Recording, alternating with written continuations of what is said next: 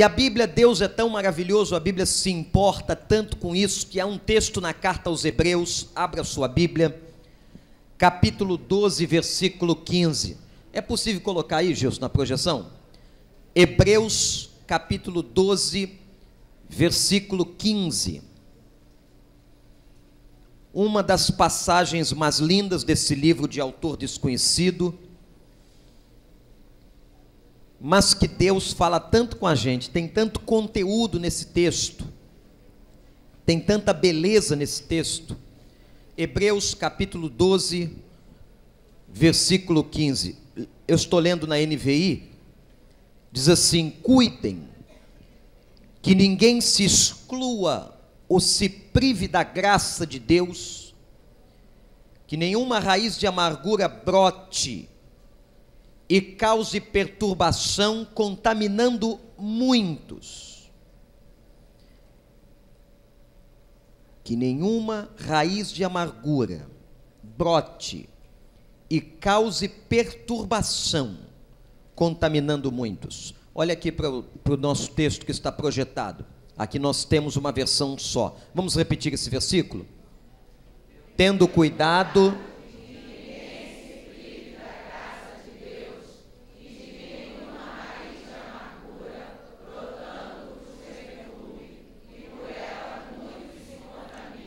Gilson, deixa o texto, se possível. Gente, o que é amargura? O que é amargura? É difícil a gente conceituar o que é amargura.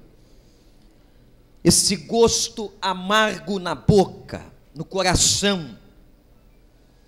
Eu podia dizer aqui que amargura é uma inquietação da alma, uma tristeza profunda. E o texto da palavra do Senhor diz que a amargura tem raízes. Mas o primeiro ponto da nossa reflexão, que eu quero que você anote no seu coração, é que toda raiz surge de uma semente. Toda raiz surge de uma semente. E sementes no início são sempre pequenas. São grãos muito pequenos que acabam crescendo, germinando e virando raízes. O texto fala de um tipo de raiz do coração da gente e que dá no coração humano, que ele chama de raiz de amargura. Mas como que são plantadas essas sementes? Quais são? E onde elas nascem? Como é que essa semente apareceu no seu coração, na sua vida, na sua história? Eu quero mencionar aqui alguns aspectos de como é que as sementes vão nascendo dentro de nós. O primeiro deles, e eu disse isso ontem, acontece nas relações de família. É em casa que os maiores traumas da vida de uma pessoa se elaboram. Se eu desse o microfone aqui hoje de manhã, certamente qualquer pessoa que viesse aqui à frente teria uma dor, um sofrimento, uma crise para contar que começou dentro da sua casa.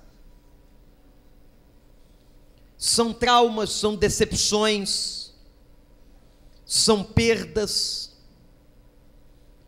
são crises das mais diferentes, e tudo isso se mistura ao que a gente chama de pecado. E o pecado da nossa natureza, da nossa vida, ele acaba nos contaminando, nos contagiando e perturbando todas as relações que nós temos. Eu quero dizer a você que o pecado afeta todos os nossos níveis relacionais. O pecado afetou e tem afetado todos os níveis de relações humanas. Onde é que foi que nasceram as tuas sementes? As sementes que brotaram no teu coração e um dia se transformaram em raízes. E as raízes estão aí. As raízes estão vivas, às vezes, dentro de nós, estão crescendo. Eu me lembro do Getúlio. O Getúlio foi um homem que apareceu na igreja numa tarde, noite. A igreja naquela época, 20 e poucos anos atrás, muito pequena.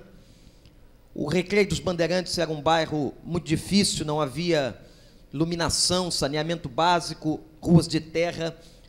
Lá na igreja nós não tínhamos funcionários àquela altura.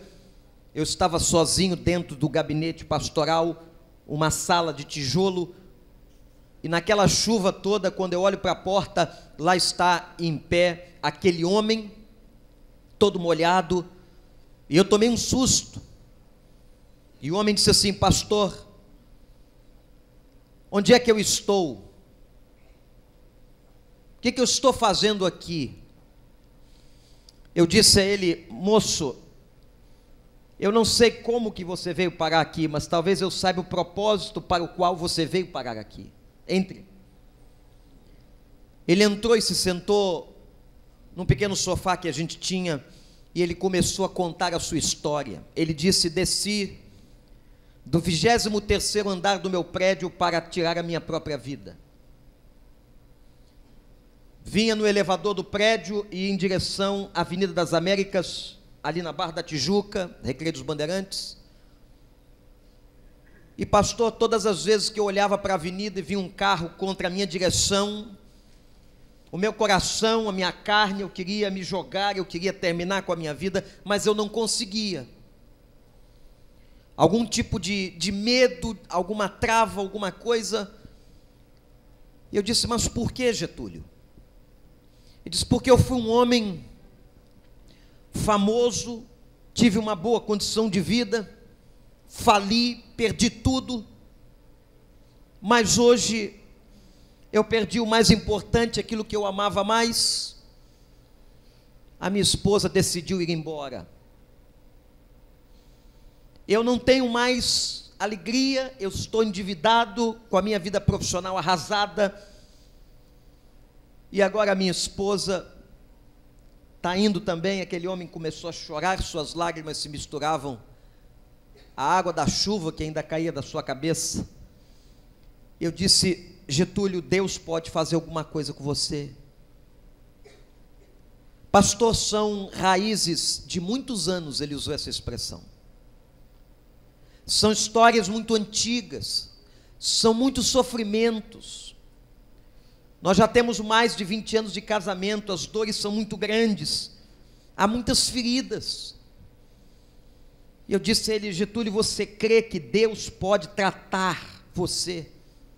Eu não sei o que Ele vai fazer com a sua casa, eu não sei o que vai acontecer no seu casamento, mas eu sei que o nosso Deus, Ele pode tratar das feridas mais profundas da alma de uma pessoa.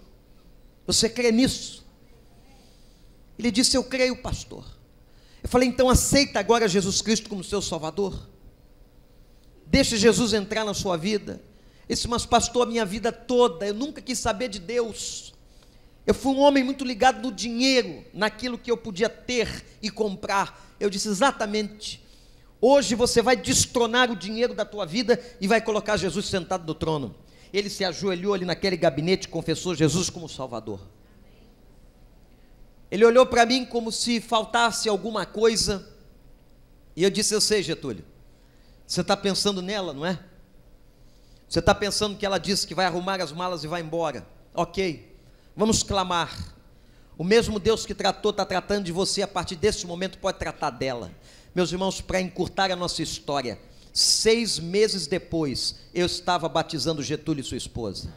Louvado seja o nome do Senhor. Aquele casal se tornou uma bênção na igreja.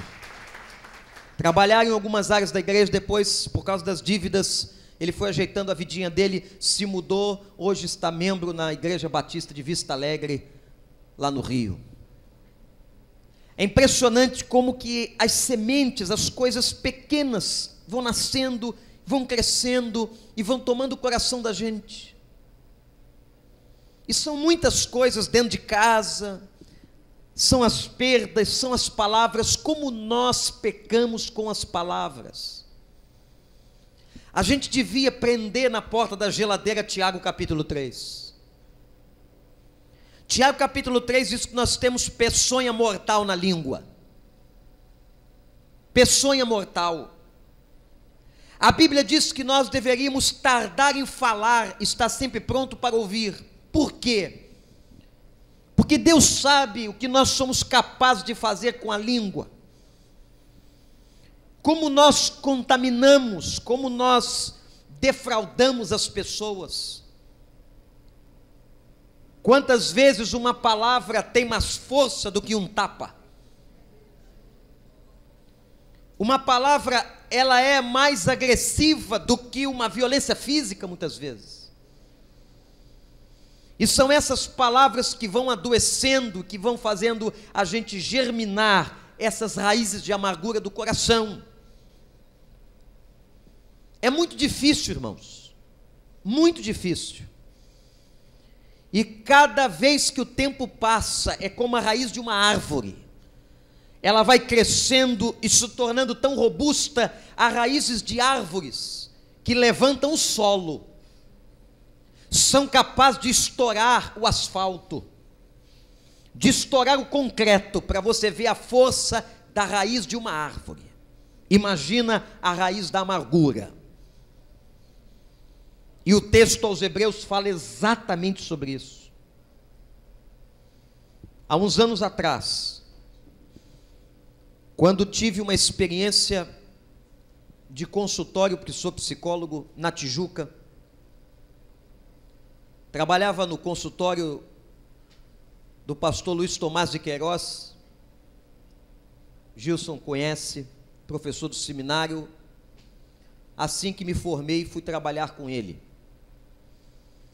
E me lembro de uma experiência de uma mulher que fora até lá e disse para mim assim: doutor, eu estou aqui, a minha organização, a minha empresa está pagando tratamento. E aquela mulher, passando uma crise tremenda, foi afastada da vida profissional. Ela chefiava alguns homens. Aquela mulher também vivia uma crise conjugal. E aquela mulher também estava passando um problema de relacionamento com seu filho pequeno, se eu não me engano, uns 6, 7 anos. Não foi muito difícil observar que ela chefiava homens do trabalho, estava com problemas com seu homem, com seu marido, e com problemas com o filho, que era um homem pequenino. A questão dela estava com a figura masculina. E um dia eu pedi para que ela trouxesse o marido para termos um encontro a 3. E eles estavam sentados, e de repente ela começa a chorar. Beth sabe disso, que a terapia mexe com a gente, e às vezes nós trazemos do profundo da alma coisas que já estavam recalcadas ou esquecidas. Ela começou a chorar, entrou num choro muito compulsivo, e ela balbuciava algumas palavras que no início eu não entendia, mas depois eu comecei a perceber que ela dizia assim: pai, eu perdoo, pai, eu perdoo, pai, eu perdoo, pai, eu perdoo. Eu olhei para o marido, perguntei: vocês moram com seu sogro? Ela teve uma crise com o pai. Ele, muito espantado, disse: doutor, o pai dela já morreu tem mais de 20 anos. Eu disse: ele morreu não, está vivo dentro dela. Alguma coisa, algum fio da meada na relação dela com o pai. Quando ela terminou, eu disse assim: vamos parar. Vai para casa, você está muito cansada, quando você melhorar, no outro dia, você volta. Ela disse: não, eu quero ficar, quero ficar. Eu perguntei: então, por que você se lembrou do seu pai? Ela disse: eu não sei. Me veio à mente uma história que eu já havia esquecido. Olha que interessante. Eu falei: qual foi a história? Eu tenho 4 irmãs. E um dia papai chegou para mim, eu tinha 9 anos, e disse: você é a filha mais feia que eu tenho. Eu tenho vergonha de você.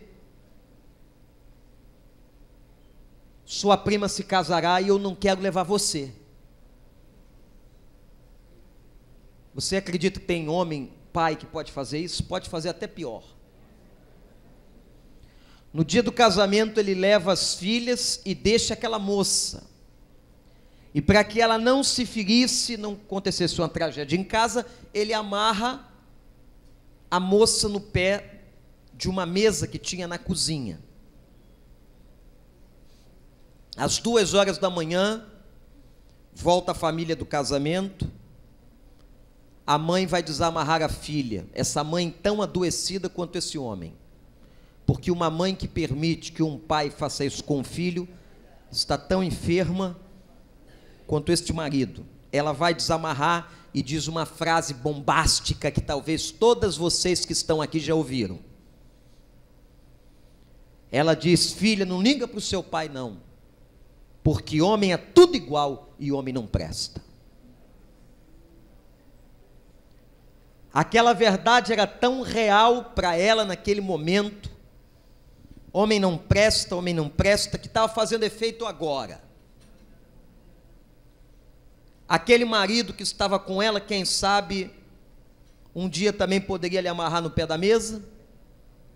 Aqueles colegas de trabalho podiam também traí-la do mesmo jeito. Aquele filho pequenininho ia crescer, era um homem, porque homem não presta. Foi isso que a mãe dela ensinou. Essa frase muitas já ouviram. Mas naquele momento, por causa do processo terapêutico, ela estava perdoando o pai. Sem que nós soubéssemos de nada, ela começa a dizer: pai, perdoa o pai, eu perdoo o pai. Você já foi procurar a origem da palavra perdão? A etimologia da palavra perdão é soltar. Interessante. Quando eu perdoo alguém, eu estou me soltando, me libertando daquela pessoa. Mas quando você odeia, quando você tem ressentimentos, quando você tem raízes de amargura, você está preso. Talvez a primeira pessoa que você se lembre quando acorde seja aquela pessoa com quem você está amargurado, porque você está preso psicologicamente a ela. Aquela moça, graças a Deus, restaurou sua vida profissional, seu casamento. Eu nunca mais tive notícias dela, mas foi uma experiência que marcou muito a minha vida. E eu fiquei pensando: pai, Senhor, uma semente, uma palavra, uma afirmação de uma mãe de que homem não presta, de que homem é tudo igual. O que gerou no coração daquela menina? E essas raízes de amargura, gente, trazem muitas consequências. E aqui é o segundo ponto que eu quero que você anote. No primeiro ponto, nós falamos e afirmamos que as raízes nascem de sementes. Anote isso. Sementes, coisas pequenas que vão crescendo dentro de nós. Segundo, quais são as consequências das raízes de amargura na vida de uma pessoa? Quais são? As primeiras consequências aparecem no texto no mundo espiritual. Olha para a projeção aqui. Veja um autor aos Hebreus que ele está dizendo: tenham cuidado de que ninguém se prive da graça. Interessante. A primeira consequência no mundo espiritual da raiz de amargura é que nós nos privamos da graça de Deus, do favor de Deus na nossa vida. Veja o que o texto está dizendo. O texto não diz que Deus para de abençoar. O texto não diz que Deus não tem bênçãos. O texto está dizendo que nós nos interrompemos e nós nos privamos da graça. Uma pessoa que tem raiz de amargura, ela mesma se bloqueia, se impede.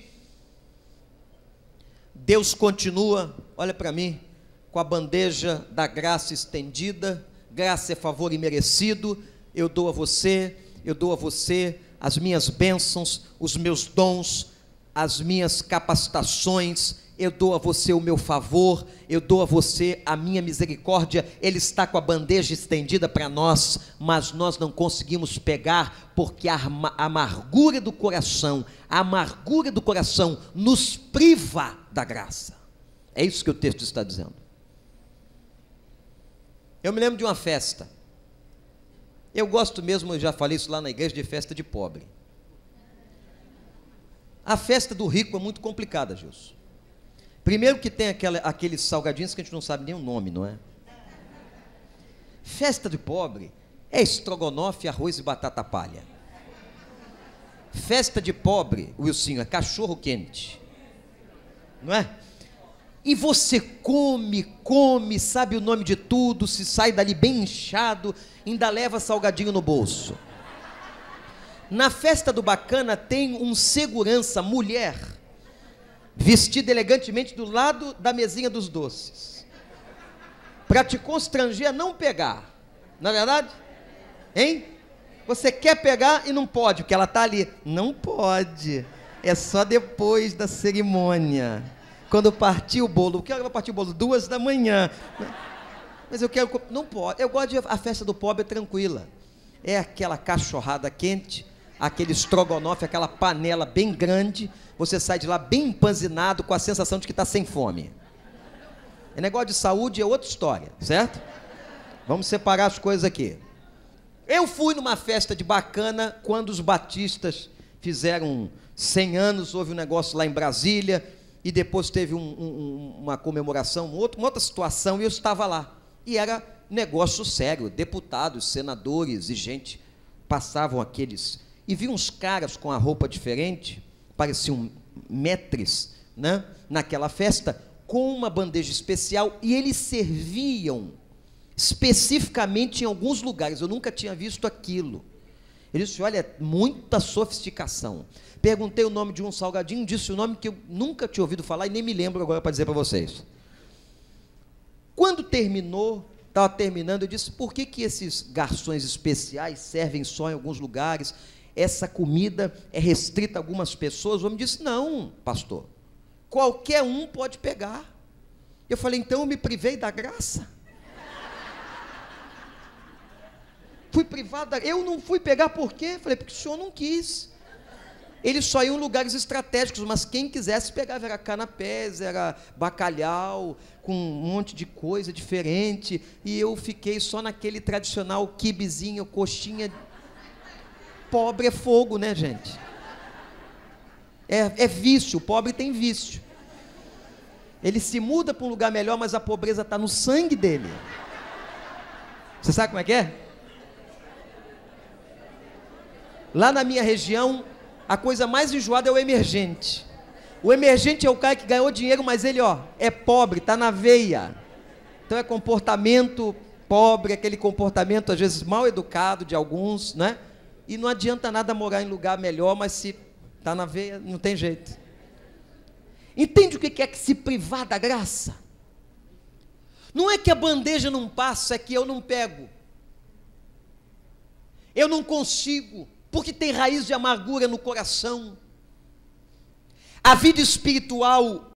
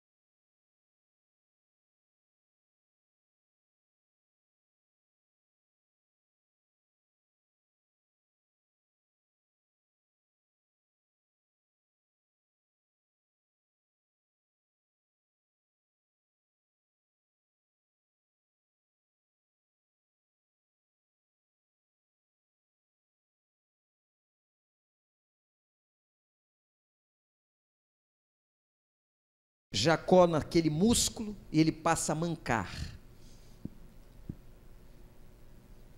Mas naquela luta Deus o abençoa. A Bíblia não diz qual era o motivo e qual era a bênção que ele pedia, interessante. Eu não sei se você já leu o profeta Oséias, capítulo 12, versos 3 e 4, diz que enquanto Jacó lutava, ele suplicava a Deus. Suplicava o quê? Lutava por quê? Qual era a bênção que ele estava pedindo?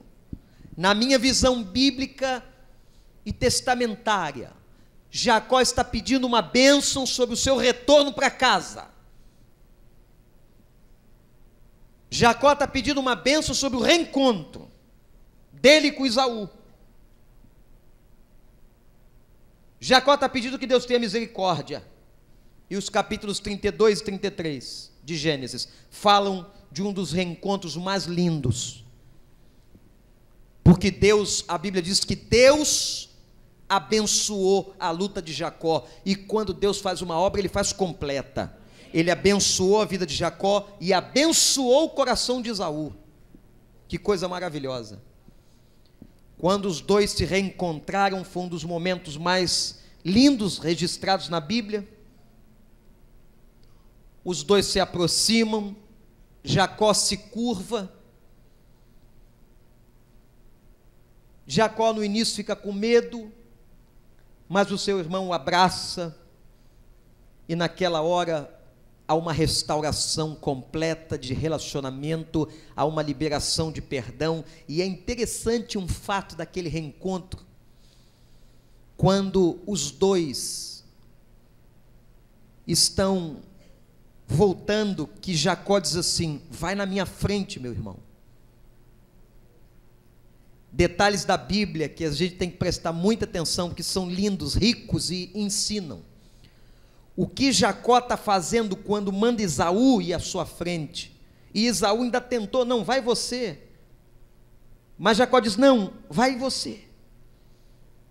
Jacó está como se restituindo a primogenitura que ele havia comprado, porque quem ia na frente era o primogênito. Então Jacó disse para Esaú: vai você. Que coisa linda.